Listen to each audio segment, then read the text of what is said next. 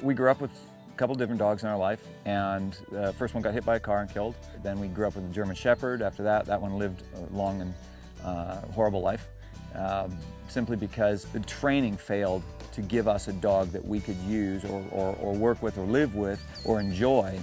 And so therefore the dog ended up having a very restricted life.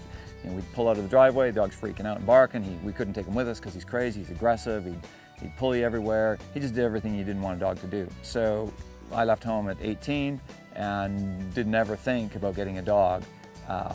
One time I was in Los Angeles, staying with some friends, and this puppy wanders into the yard, and it just was 4 months old and it was starving to death. So I fed it that night. I was going to take it to the pound the next morning to get rid of it, and on the way there I stopped to get some food for it, and I came back out and the pup was sleeping on the seat. So I had this feeling come over me, well, you know what, let's just give it a go. I went to the library, got 2 books, and I looked at those things, and 2 hours later I put those books back in the library because both the books were contradictory to each other. The pictures didn't make sense, and they were saying something different. I just thought, you know, I'm just going to do what makes sense to me. And in reality, I had a prayer a few weeks earlier and just made a commitment to God that He had to do something, show me what to do with my life. Then this puppy showed up a few days after that, and so then I just had this innate knowledge of how to deal with them. I just started doing stuff, and within 2 weeks I had that little puppy off-leash trained. I could take him anywhere. Didn't matter what was going on, I didn't have a leash on him, and he listened to me. So I thought, wow, you know, this is kind of cool. And I started to see everybody else was struggling with their dogs, so I just made up some cards and said, hey, I can help you. And then I'd give it a go, and I sort of found out that the knowledge was there. I ended up training whales and seals and sea lions, and I did that for a couple of years, along with the dog training. I had to get out of the whale training because not enough people had them.